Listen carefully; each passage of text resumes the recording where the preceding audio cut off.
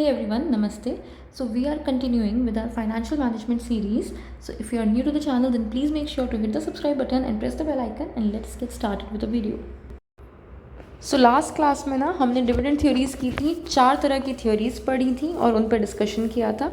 आज हम उनके क्वेश्चंस करेंगे, बट क्वेश्चंस करने से पहले एक बार क्विक रिविजन कर लेते हैं हम थ्योरीज का। तो ये 4 थ्योरीज थी जो हमने पढ़ी थी। पहले हमने देखा था कि डिविडेंड थ्योरीज 2 टाइप की हो सकती हैं, या तो डिविडेंड रेलेवेंस थ्योरीज या तो डिविडेंड इररेलेवेंस थ्योरीज। रेलेवेंस में भी 2 थ्योरीज होती हैं, वॉल्टर मॉडल और गॉर्डन्स मॉडल, और इररेलेवेंस में 2 थ्योरीज होती हैं, रेसिड्यूरी मॉडल और एमएम मॉडल। ठीक है, इन सब पे डिटेल डिस्कशन हम ऑलरेडी प्रीवियस लेक्चर में कर चुके हैं। अगर आपने वो लेक्चर नहीं देखा है तो प्लीज़ मेक श्योर कि आप पहले वो लेक्चर देख लो, अदरवाइज़ आपको क्वेश्चंस नहीं समझ में आएंगे, क्योंकि हमने कॉन्सेप्ट भी, अजम्पशंस, लिमिटेशंस क्या है थ्योरीज की और उनके फॉर्मूले सब कुछ लास्ट क्लास में डिस्कस कर लिया था। ठीक है, तो today will be starting with Walter's model. हम पहले वॉल्टर्स मॉडल का एक क्वेश्चन करेंगे, फिर गॉर्डन्स मॉडल का करेंगे और फिर एमएम मॉडल का। रेसिड्यूरी मॉडल मैंने कल भी आपको बताया था, लास्ट क्लास में बताया था कि बहुत बेसिक सा है, उसके हमें कोई क्वेश्चंस नहीं देखने। तो आइए स्टार्ट करते हैं वॉल्टर्स मॉडल से। सो यहाँ पे एक इलस्ट्रेशन है मेरे पास। इलस्ट्रेशन क्या बोल रहा है? Compute the dividend pay out ratio so as to keep the share price at ₹42 by using Walter's model. मतलब कि डिविडेंड पे आउट रेशियो हमें कैलकुलेट करना है। डिविडेंड पे आउट रेशियो मतलब कि आप कितना डिविडेंड पे कर रहे हो वही कैलकुलेट करना। आप डिविडेंड डिसीजंस में पढ़ ही यही रहे। ठीक है, so as to keep the share price at ₹42, मतलब मेरी शेयर प्राइस कितनी है? 42। ये क्या है? करंट प्राइस है शेयर की, मार्केट की करंट प्राइस जो है शेयर की वो 42 है। इसके बाद आपको बताया है नेट प्रॉफिट है 30 लाख का।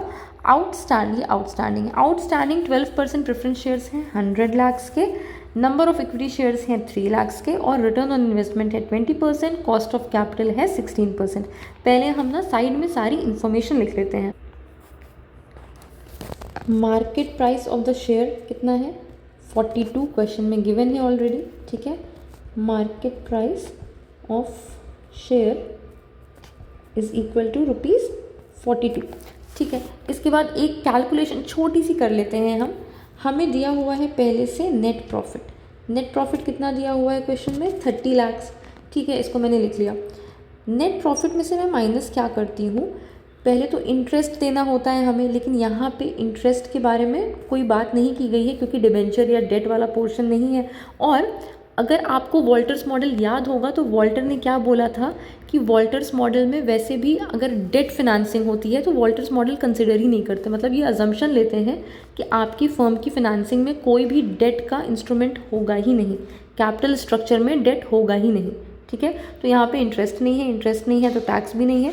इंटरेस्ट के बाद हम क्या माइनस करते हैं? प्रेफरेंस डिविडेंड्स, मतलब प्रेफरेंस शेयर होल्डर्स को जो हमने डिविडेंड दिए हैं तो वो माइनस कर लेते हैं, लेस प्रेफरेंस डिविडेंड।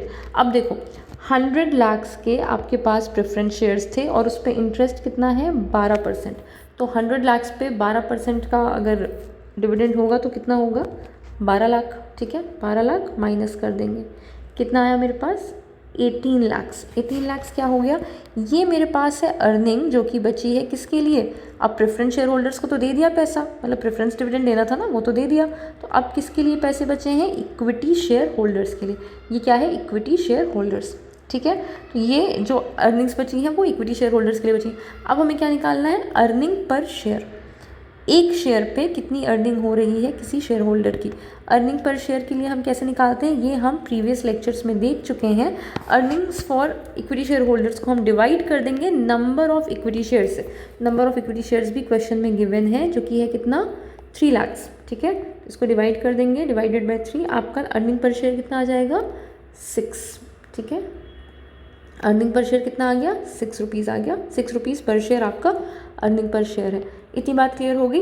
अब हमने सारी इन्फॉर्मेशन साइड में लिख दी है, ये भी लिख दिया है, market price of share, earning per share.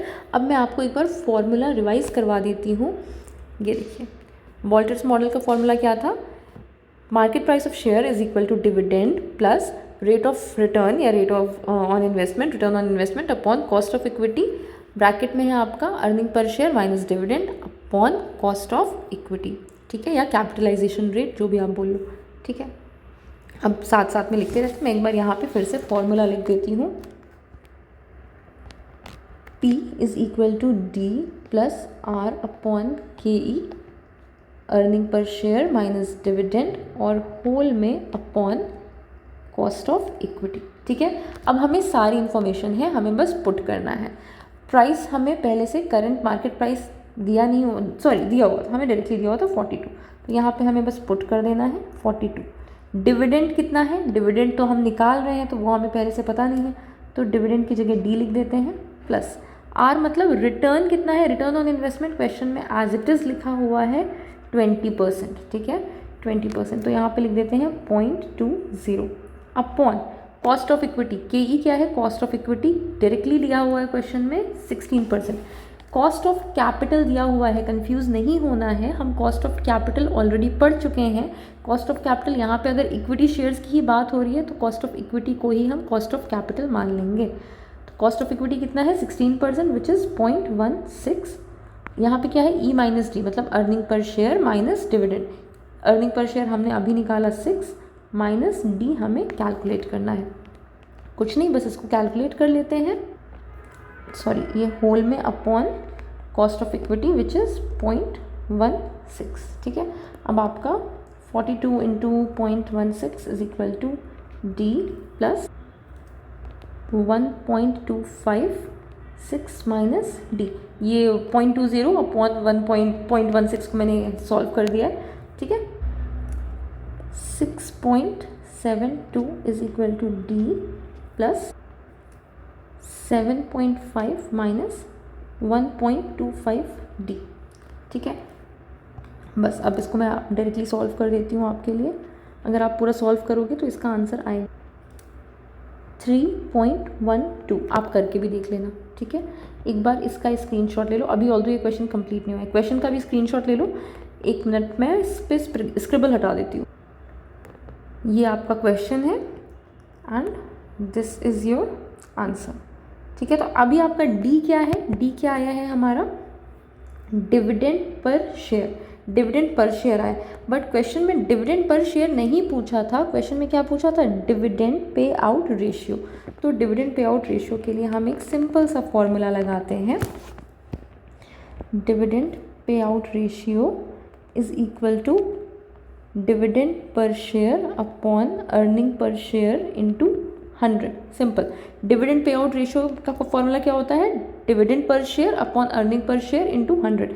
Dividend per share हमने अभी निकाला है 3.12 और अर्निंग पर शेयर हमने ऊपर ही निकाल लिया था 6। ठीक है, तो डिवाइडेड बाय 6 इंटू 100 आप इसको कर लेंगे, आपका आंसर आएगा 52%। मतलब डिविडेंड पे आउट रेशियो कितना है 42%। इसका मतलब क्या हुआ, वॉल्टर्स मॉडल के अकॉर्डिंग इस पर्टिकुलर फर्म में हम 52% डिविडेंड पे कर रहे हैं। बचा हुआ क्या होगा, रिटेंशन रेशियो। एक होता है पे आउट रेशियो और उसको आप 100% से माइनस कर दोगे तो आपका क्या आ जाएगा, रिटेंशन रेशियो। आई होप इतना क्लियर हो गया होगा। एक बार आप देख लो इसको। नेक्स्ट हम आते हैं गॉर्डन्स मॉडल पे। गॉर्डन्स मॉडल का भी ये हमने फॉर्मूला लास्ट क्लास में ऑलरेडी पढ़ रखा था, एक बार आप फिर से देख लीजिए। प्राइस पर share is equal to E1 क्या है आपका, earning per share 1 minus B क्या है, रिटेंशन रेशियो, अभी मैंने बताया रिटेंशन रेशियो। ठीक है, और KE माइनस BR। KE आपका क्या है, कॉस्ट ऑफ इक्विटी या कैपिटलाइजेशन रेट, और BR क्या है, ग्रोथ रेट। बस आपको ग्रोथ रेट निकालना होता है, बाकी चीज़ें क्वेश्चन में गिवन होती हैं मोस्टली। आइए वन बाय वन देखते हैं हम। ठीक है, ये है हमारा इलस्ट्रेशन। पहले ध्यान से इलस्ट्रेशन देख लीजिए, आपको हो तो स्क्रीनशॉट भी ले सकते हो इसका। क्या बोल रहा है इलस्ट्रेशन, कैलकुलेट द प्राइस पर share using Gordon's model when the dividend pay out is 25%। अब देखो यहाँ से एक चीज़ अपने आप क्लियर हो गई। बोल क्या रहा है, गॉर्डन्स मॉडल से हमें कैलकुलेट करना है प्राइस पर शेयर, डिविडेंड नहीं कैलकुलेट करना है हमें इस बार, हमें प्राइस पर शेयर कैलकुलेट करना है। और बोल रहा है कि हमारा डिविडेंड पे आउट रेशियो है 25%। मतलब 25% डिविडेंड अगर हम पे आउट कर रहे हैं, मतलब कि मेरा रिटेंशन रेशियो कितना है, मैं कितना पैसा अपने पास रिटेन कर रही हूँ, 75%। अगर 75% में, अगर 100% में 25% मैंने पे आउट कर दिया, डिविडेंड दे दिए, तो 75% तो मेरे पास बच गया ना। तो मेरा रिटेंशन रेशियो क्या है, 75%। ये जानना क्यों ज़रूरी है, क्योंकि मेरे फॉर्मूले में रिटेंशन रेशियो मुझे लिखना होता है। ठीक है, तो ये क्या है, B.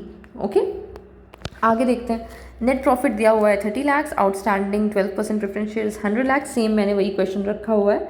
Number of equity shares 3 lakh और return on investment 20%, cost of capital is 16%। तो आइए हम ये क्वेश्चन स्टार्ट करते हैं। ठीक, मैं एक बार यहाँ पे फिर से फॉर्मूला लिख दे रही हूँ। Earning per share 1 minus retention ratio, capitalization rate या cost of equity minus growth. ठीक है, अब देखो मेरे पास कौन कौन सी इन्फॉर्मेशन है। मुझे पी नॉट ही निकालना है, मतलब कि मुझे प्राइस पर शेयर ही निकालना है। ठीक है, मुझे प्राइस पर शेयर ही निकालना है। तो मेरे पास कौन कौन सी इन्फॉर्मेशन है। क्या ई है मेरे पास ऑलरेडी, तो देख लेते हैं। ई मतलब क्या है, अर्निंग पर शेयर। ये सेम क्वेश्चन गॉर्डन्स मॉडल में भी दिया था, अर्निंग पर शेयर, वहाँ पे मैंने आपको निकाल के दिखाया था। फिर से यहाँ पे देख लेते हैं। 30 लाख का नेट प्रॉफिट था मेरा, उसमें से मैंने क्या माइनस कर दिया, 12 लाख का प्रेफरेंस डिविडेंड। प्रेफरेंस डिविडेंड है ना, 100 लाख पे 12% के प्रेफरेंस शेयर्स के डिविडेंड आपको पे करने पड़ेंगे। तो आपके पास कितना बचा, 12 लाख। 12 लाख कौन सी अर्निंग बची, जो इक्विटी शेयर होल्डर्स के लिए अवेलेबल है। बट मुझे तो अर्निंग पर शेयर निकालनी है कि एक शेयर पे कितनी अर्निंग हुई। तो कुछ नहीं, इसको डिवाइड कर दो बस किससे, नंबर ऑफ इक्विटी शेयर्स है। तो नंबर ऑफ इक्विटी शेयर्स कितने हैं, 3 लाख है। इसको डिवाइड करेंगे तो मेरा आंसर कितना आएगा, 6। ठीक, तो मेरा ई कितना हो गया, 6 हो गया। 1 माइनस बी कितना है, अभी मैंने बताया 75%। बी का मतलब रिटेंशन रेशियो, रिटेंशन रेशियो कितना, 75%। तो 1 माइनस 0.75 अपॉन के ई कितना है, क्वेश्चन में ऑलरेडी गिवन है 16%। तो इसको एज इट इज़ लिख देते हैं 0.16 माइनस बी आर क्या है, ग्रोथ है। अब ये ग्रोथ कहाँ से आएगी, देखो रिटर्न ऑन इन्वेस्टमेंट मुझे बताया है कि 20% है, मतलब इतना रिटर्न आ रहा है इन्वेस्टमेंट पे। और मैंने क्वेश्चन में ये देखा कि मैंने रिटेंशन रेशियो रखा है 75%, मतलब कि 75% पैसा मैं अपने पास रख रही हूँ। 25% मैं आज डिविडेंड्स दे रही हूँ, 75% पैसा अपने पास रख रही हूँ। तो 75% पैसा जो मैंने रिटेन किया है उसको मैं इन्वेस्ट करूँगी और उसी 75% पे मुझे रिटर्न भी आएगा, तो वही मेरी ग्रोथ हो जाएगी। ठीक है, तो ग्रोथ क्या होगी, यही 75% का 20% निकालना है। तो हम इसको ऐसे लिख लेते हैं 0.75 इंटू 0.2। बात समझे, फिर से देखो ग्रोथ कैसे आएगी। ये रिटेंशन रेशियो था मेरा 75%। रिटेंशन रेशियो का मतलब इतना पैसा मैंने आज डिविडेंड्स नहीं बांटा है किसी को और अपने पास रिटेन कर लिया है अपनी फर्म में। और फर्म में रिटेन कर लिया है तो ऐसा तो है नहीं कि अकाउंट में पैसे रख के बैठ जाऊंगी, ऐसा नहीं होगा। मैं उसको फर्दर इन्वेस्ट करूँगी तो उस पर रिटर्न आएगा। और रिटर्न कितना आएगा, 20%। ये तो क्वेश्चन बता रहा है हमें। ठीक, तो मेरा ग्रोथ कितना हो गया, 75% पे 20%। ठीक है, अब कुछ नहीं करना है, बस इसको सॉल्व कर लेना है। ये हो गया 6, 1 माइनस पॉइंट, इसको आप करोगे 0.25 अपॉन में 0.16 माइनस 1.5, ये 1.5 ही आएगा, ये आएगा 0.15। अब हम इसको सॉल्व करेंगे तो मेरा आंसर क्या आ जाएगा, 150। ठीक है, ये 150 क्या आया है, मार्केट प्राइस पर शेयर। एक शेयर की प्राइस निकालनी थी हमें, तो मेरी प्राइस आ गई। एक बार फिर से ये क्वेश्चन देख लो, मैं इसका स्क्रिबल हटा रही हूँ। ये आपका क्वेश्चन है, बहुत सिंपल सा क्वेश्चन था, एग्जाम में भी आता है ना। तो आप लोग ये मत सोचा करो कि थियोरेटिकल पार्ट करके जाएंगे और क्वेश्चन हमें अवॉइड कर देने। ठीक है, बहुत सिंपल सा क्वेश्चन है। अब आज का लास्ट क्वेश्चन करेंगे हम MM मॉडल का, मतलब मिलर एंड मोदिग्लियानी अप्रोच का। ये MM मॉडल का फॉर्मूला है जो हमने लास्ट क्लास में ऑलरेडी देख लिया था। P नॉट मतलब price in the beginning of the period is equal to price at the end of the period plus dividend at the end of the period upon 1 plus capitalization rate या फिर cost of equity. ठीक है, अब ये देखते हैं illustration क्या बोल रहा है मेरा। X limited belongs to a risk class for which the capitalization rate is 10%। Capitalization rate का मतलब क्या हुआ, कॉस्ट ऑफ इक्विटी। ठीक है, कॉस्ट ऑफ इक्विटी कितना है, 10% है। इसके बाद क्या बोल रहा है, it currently has outstanding 10,000 shares selling at ₹100 each. ये 100 ईच क्या है आपका, प्राइस एट द बिगनिंग। हमने अभी ऊपर फॉर्मूला देखा ना, जो मेरा ये है P not, price in the beginning of the period. तो मैं यहाँ पे लिख देती हूँ P0। ठीक है, करंट आपकी जो मार्केट प्राइस है बिगिनिंग में वो लिखी हुई है। Calculate the market price of shares at the end of the year, मतलब हमें ये निकालना है P1 when the dividends are not paid, अगर डिविडेंड्स हम नहीं पे कर रहे हैं तो at the end of the year आपके शेयर की मार्केट प्राइस क्या होगी, ये हमें कैलकुलेट करना है। बहुत सिंपल सा क्वेश्चन है, जल्दी से इसको सॉल्व करते हैं। फॉर्मूला मैं पहले लिख देती हूँ यहाँ पे, dividend upon 1 plus cost of equity. ठीक है, अब मेरे पास बिगिनिंग की प्राइस दी हुई है, बाद वाली प्राइस मुझे कैलकुलेट करनी है। डिविडेंड में क्या लिखेंगे, लिखा हुआ है डिविडेंड्स आर नॉट पेड, जब डिविडेंड पे ही नहीं किए तो हम यहाँ पे क्या लिखेंगे, 0 upon 1 plus cost of equity, question में लिखा हुआ है 10%, तो 0.10। बस इसको सॉल्व कर लो।